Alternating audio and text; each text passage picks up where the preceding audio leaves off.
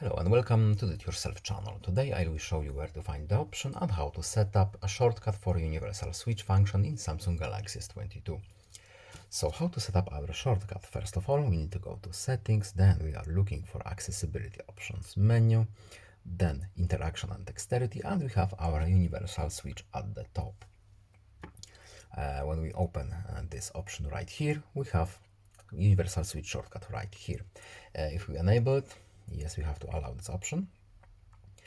Now we can have a few options here. So for example, as you can see, right now we have press side and volume key buttons to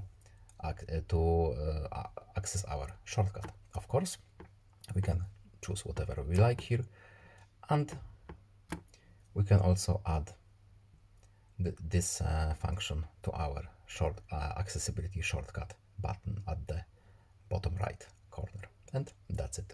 I hope this video was helpful to you. Please leave a like and subscribe. Have a nice day and see you in the next video. Goodbye.